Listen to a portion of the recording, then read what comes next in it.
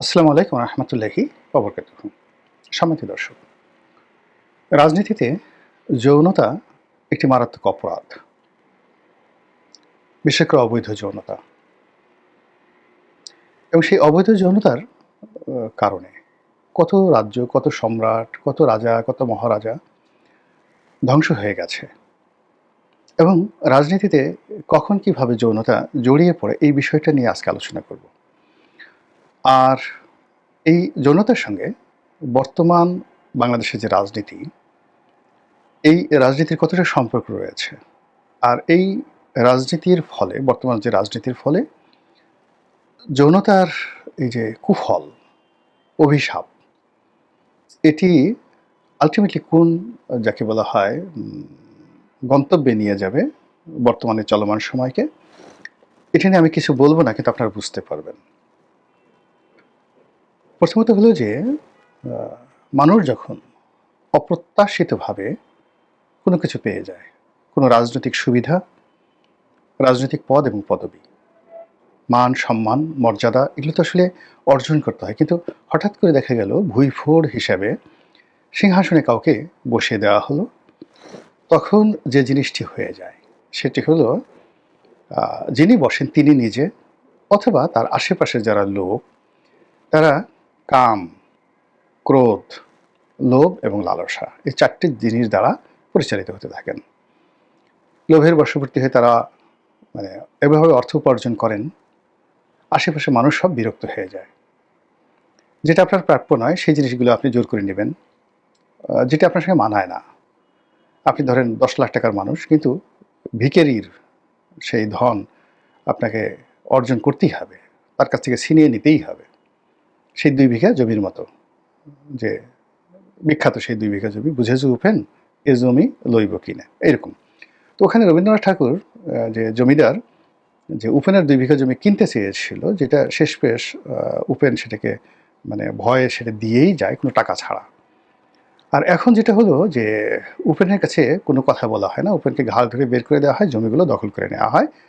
এটা বিশ্বব্যাপী জাহেল এবং জুলুমবাজদের এই ঘটনা হয়ে গেছে। এটা হলো লোভ। লালসা হলো অন্যের স্ত্রী, অন্যের কন্যা, মানে তাকে আপনি ভোগ করতে চান, যৌনতা। কিংবা যে বিশ্বের যে সুন্দর সুন্দর রমণীগুলো, তাদের দ্বারা আপনি কামাসক্ত হন। তো আপনি সেই নিজের যে কাম চরিতার্থ করার জন্য বিকৃত পথে আপনি ঘুরে বেড়ান, দেশে দেশের বাইরে। এটা গেল হলো লালসা। তো লোভ গেল লালসা।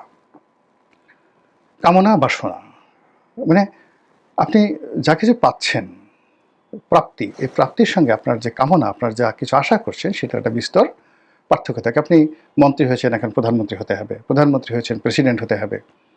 প্রেসিডেন্ট হয়েছেন তো আরও বড় কিছু হতে হবে। এরকম একটা চিন্তা, এই যে কামনা আপনাকে প্রতিটা মুহূর্তে যাকে বলা হয় আপনাকে অস্থির করে তোলে। এরপর হলো বাসনা। বাসনা, সারাক্ষণ আপনি শুধু স্বপ্ন দেখেন, আজ এটা করবেন, কাল ওটা করবেন, সারা পৃথিবীকে আপনি দেখিয়ে দিবেন, অমরত্ব লাভ করবেন। এই বাসনাগুলো, যার সঙ্গে আপনার বাস্তবের কোনো মিল থাকে না। তো এই যে ৪টি জিনিস আপনাকে বসে, এর মধ্যে সবচেয়ে নিকৃষ্ট জিনিস হলো আপনি নিজে এবং আপনার আশেপাশে যারা আছে তারা সবাই অনৈতিক যৌন সম্পর্কে জড়িয়ে পড়বে। এবং সেই অনৈতিক যৌন সম্পর্কের কারণে আপনি নিজে অথবা আপনার যারা সাঙ্গপাঙ্গ রয়েছে তাদের কর্মকাণ্ডের কারণে আপনি ক্ষমতা হারাবেন। এই বিষয়টি ভারতের রাজনীতিতে ইন্দিরা গান্ধীর জমানাতে কিভাবে ঘটেছিল সেই কাহিনীটি সংক্ষেপে বলব। আপনারা জানেন যে বাংলাদেশের স্বাধীনতা যুদ্ধে জয়লাভের পর ইন্দিরা গান্ধী বেশ ভারতের রাজনীতিতে খুব শক্তিশালী হয়ে পড়েন এবং তার সেই একরোখা মনোভাব, অহংবোধ, এ সকল কারণে কংগ্রেসের ভিতরে এবং বাহিরে অনেক শত্রু তিনি তৈরি করেন এবং অনেক বিখ্যাত বিখ্যাত মানুষ, যেমন জগৎজীবন রাম, তারপর চৌধুরী চরণ সিং, অটল বিহারী বাজপেয়ী, সুনীল দত্ত, এই যে আমাদের যে সুনীল দত্ত নয়, সুনীল দত্তর যে আরেকজন আর কি, আমার এই মুহূর্তে নামটা মনে আসছে না, সেই অনেক বিখ্যাত বিখ্যাত লোক কংগ্রেস থেকে বের হয়ে যায় এবং তারা বের হয়ে ভিন্ন একটা প্ল্যাটফর্ম তৈরি করে শেষের দিকে সেটা হলো এই ভারতীয় জনতা পার্টি, এই যে এখন যেটা বিজেপি আছে। এবং এই জনতা পার্টিতে কংগ্রেসের যারা একেবারে মেধাবী নেতৃবৃন্দ রয়েছেন তারা এবং অন্যান্য যে সকল চরমপন্থা রাজনৈতিক দল আছে তারাও কিন্তু এখানে এসে যোগ দেয়। কিন্তু মূল যে ক্ষমতাটা সেটা আসলে লিবারেল যারা কংগ্রেসপন্থী তাদের হাতে থেকে যায়। এর মধ্যে চৌধুরী চরণ সিং, অটল বিহারী বাজপেয়ী এবং জগজীবন রাম। তো ওই মুহূর্তে আমি যে সময়টার কথা বলছি ৭৫ থেকে ৭৭, এই ৩টি বছর বা তারও আগে ৬০-এর দশক থেকে ভারতের রাজনীতিতে সবচেয়ে জনপ্রিয়, সবচেয়ে আকর্ষণীয় মানুষ ছিলেন জগজীবন রাম। মূলত পণ্ডিত জওহরলাল নেহরুর পর তারই আসলে প্রধানমন্ত্রী হওয়ার সম্ভাবনা ছিল। এই কারণ হলো তিনি ভারতে যে দলিত সম্প্রদায়, সেই দলিত সম্প্রদায়ের প্রতিনিধি ছিলেন এবং সমগ্র ভারতে কোটি কোটি ভোটার যারা আছে তারা চোখ বুজে তাদের দেবতা মনে করত জগজীবন রামকে। তো সেই জগজীবন রামের সঙ্গেও সেই ইন্দিরা গান্ধীর সম্পর্ক খারাপ হয়ে যায় এবং সম্পর্ক এমন খারাপ হয়ে যায় যে পুরো দেশ দিয়ে তিনি সেই এমার্জেন্সি দিয়ে চালাতে বাধ্য হন। বহুদিন মানে ভারতে জরুরি অবস্থা বলবৎ ছিল। কোনো মানুষের মানে যাকে বলা হয় সেই সময়টাতে ন্যূনতম মানে স্বৈর শাসন কাকে বলা হয়, ঠিক সেই প্রায় 2 বছর তিনি এমার্জেন্সি দিয়ে দেশ চালান। এমার্জেন্সি দিয়ে দেশ চালানোর পরে তারপর দিন যখন তিনি একটি নির্বাচন দেন, সেই নির্বাচনে ইন্দিরা গান্ধী পরাজিত হন এবং সেখানে ওই যে জনতা পার্টির নেতৃত্বে সেই লাল বাহাদুর মানে এটা লাল বাহাদুর শাস্ত্রী না, আর একজন লোক আমার এই মুহূর্তে নাম মনে আসছে। ইতিহাস তো মানে আমি জাস্ট না দেখে আমি শুধু কাহিনীটা বলে যাচ্ছি, এখানে নাম মুখ্য উদ্দেশ্য নয়। তো যে প্রধানমন্ত্রী হন, কিন্তু ওখানে সরকারটা খুব আনস্টেবল সরকার ছিল। তো আনস্টেবল সরকার থাকার কারণে কি হচ্ছে, সেই আনস্টেবল সরকার সেটা পরিবর্তন হয়ে যাচ্ছিল। মনে পড়ছে মোরারজি দেশাই। তো মোরারজি দেশাই প্রধানমন্ত্রী, কিন্তু ওখান থেকে বাদ দিয়ে সেখানে জগজীবন রাম তিনি প্রধানমন্ত্রী হবেন একেবারে নিশ্চিত। ইন্দিরা গান্ধী মানে খুব ভয় পেয়ে গেলেন যে আগে যিনি আছেন মোরারজি দেশাই দুর্বল চরিত্রের মানুষ, তো তার অধীনে যদি এই ইন্দিরা বিরোধী চক্রটি ক্ষমতায় থাকে তাহলে খুব দ্রুত একটি নির্বাচন এলে সেখানে ইন্দিরা গান্ধী আবার ক্ষমতায় আসবেন এবং সরকার বেশি দিন চলতে পারবে না। কিন্তু জগজীবন রাম যদি সেই পার্লামেন্টারি দলের মানে ভারতীয় জনতা পার্টির যে নির্বাচন, সেই নির্বাচনে যদি জগজীবন রাম পার্লামেন্টারি কুয়ের মাধ্যমে তিনি প্রধানমন্ত্রী নির্বাচিত হন এবং মোরারজি দেশাই যদি পিছনে চলে যান, তাহলে ইন্দিরা গান্ধী মানে কবে আবার ক্ষমতায় আসবে, কংগ্রেস আবার আসবে তা একেবারে অনিশ্চিত। বিকজ পুরো অটল বিহারী বাজপেয়ী, চৌধুরী চরণ সিং এবং জগজীবন রাম পুরো মেধাবী যে গ্রুপটি রয়েছে তারা একদিকে এরকম একটা পার্লামেন্টারি কু করার যখন চেষ্টা করছে, আর ওই সময়টাতে ইন্দিরা গান্ধী তার ছেলে সঞ্জয় গান্ধী মানে রাজীব গান্ধীর ছোট ভাই, মানে সে কিন্তু অত্যন্ত শ্রুড পলিটিশিয়ান ছিলেন, অত্যন্ত ঝানু পলিটিশিয়ান ছিলেন। তো যাই হোক, তো এইরকম যখন একটা অবস্থা চলছে এবং 2-1 দিনের মধ্যে বা 1 সপ্তাহ 1.5 সপ্তাহের মধ্যেই যে কোনো সময় একটা দুর্ঘটনা ঘটে পারে এবং সেই দুর্ঘটনার ফলে জগজীবন রাম তিনি ভারতের প্রধানমন্ত্রী হবেন। আর তিনি যদি ভারতের প্রধানমন্ত্রী হন তাহলে ইন্দিরা গান্ধীর কপালে দুর্ভোগ আছে। এইরকম যখন একটা টানটান উত্তেজনা, তখনই একটা দুর্ঘটনা ঘটল। সেটা হলো জগজীবন রামের ছেলে সুরেশ রাম। বাবা ভালো মানুষ, সৎ মানুষ, কিন্তু এটা ছিল একেবারেই খুব খারাপ প্রকৃতির একটা ছেলে, বাজে ছেলে।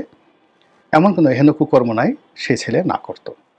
এবং তার একটা বদভ্যাস ছিল বিকৃত যৌনাচার।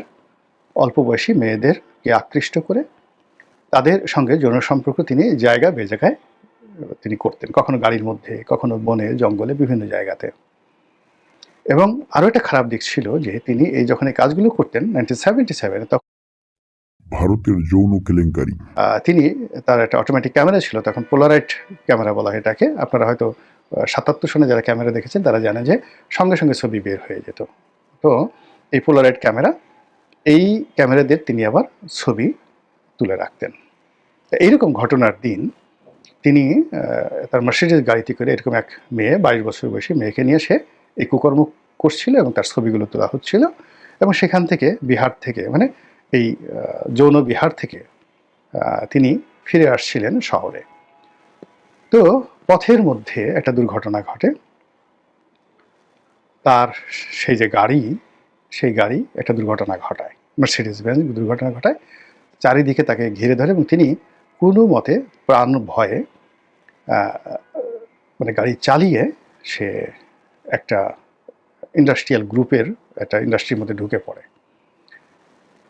ঢোকার পরে সে ইন্ডাস্ট্রির যে মালিক সে নেমে আসে এবং যেহেতু জগজীবন রামের ছেলে পরিচয় জানার পরে তিনি তাকে আশ্রয় দেন এবং ফ্যাক্টরির পেছনের গেট দিয়ে তাকে পালিয়ে যেতে সাহায্য করেন।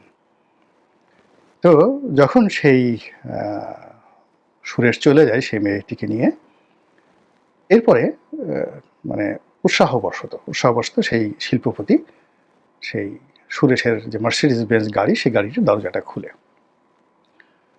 এই কারণে যে সুরেশ খুব দামি সিগারেট খেত, বিদেশি সিগারেট খেত, হাবানা চুরুট খেত, যেটা ভারতে অ্যাভেলেবল ছিল না। তো ওই ইন্ডাস্ট্রিয়ালিস্ট মনে করলেন যে সুরেশের গাড়িতে নিঃসন্দেহে তার সিগারেট আছে। তো সিগারেটের জন্য গাড়ির দরজা খুলেই তিনি দেখতে পেলেন অনেকগুলো সেই নগ্ন ছবি, মানে সেই পোলারয়েড ক্যামেরাতে তোলা অনেকগুলো নগ্ন ছবি, 40 থেকে 50টি ছবি। এটা দেখে তার মাথায় মুহূর্তের ভিতর চমক খেলে গেল। ওই ইন্ডাস্ট্রিয়ালিস্টের ব্যক্তিগত বন্ধু ছিলেন সঞ্জয় গান্ধী। তো সঞ্জয় গান্ধী সেই করলেন কি, সেই ইন্ডাস্ট্রিয়ালিস্ট ছবিগুলো নিয়ে সোজা ইন্দিরা গান্ধীর বাসভবনে চলে গেলেন রাত 2টোর সময় এবং সঞ্জয় গান্ধীর কাছে এই ছবিগুলো তিনি দিলেন। সঞ্জয় গান্ধী সেই ছবিগুলো পাওয়ার পর সঙ্গে সঙ্গে তার মাকে ঘুম থেকে উঠালো। তারা তো ওই যে টেনশনে ছিল জগজীবন রাম। তো তার ছেলের এই কুকর্মের ছবিগুলো পাওয়ার পরে সঞ্জয় গান্ধী এবং ইন্দিরা গান্ধী মানে রীতিমতো মনে হয় যেন আকাশের চাঁদ পেল। তারপরে দেখা গেল এই ছবিগুলো ওই সময় সকল যে পত্রপত্রিকায় একেবারে লিড নিউজ হিসাবে আসলো। ফলে বিজেপি সরকারের পতন হলো, জনতা পার্টি সরকারের পতন হলো, আর জগজীবন রামের প্রধানমন্ত্রী খায়েশ চলে গেল, আর যাকে বলা হয় ইন্দিরা গান্ধী আবার সেই ভারতের প্রধানমন্ত্রী নির্বাচিত হলেন। তো এটা হলো সেই 70-এর দশকের শেষের দিকের একটা যৌনতার কাহিনী। যৌনতা এইভাবে মানুষকে অভিশপ্ত করে তোলে। এখন আপনি দেশে বা দেশের বাইরে যখন দেখবেন যে রাজনৈতিক ক্ষমতাধর লোকদের মধ্যে এই ধরনের যৌন দানব যারা আছেন তাদের ক্ষমতা খুব বেড়ে যায় এবং কেবলই মাত্র যৌনতার কারণে একটার পর একটা দুর্ঘটনা ঘটতে থাকে। কখনো হত্যাকাণ্ড, কখনো মারামারি, কখনো মামলা মোকদ্দমা, কখনো আরও অনেক কিছু। তখন আপনি নিশ্চিতভাবে ধরে নিতে পারেন যে রাজনীতির একটা মারাত্মক বিপর্যয় এবং পট পরিবর্তন হবে। মহান আল্লাহ আমাদের সবাইকে হেদায়েত দান করুন এবং হেফাজত করুন। আসসালামু আলাইকুম ওয়া রাহমাতুল্লাহি ওয়া বারাকাতুহু।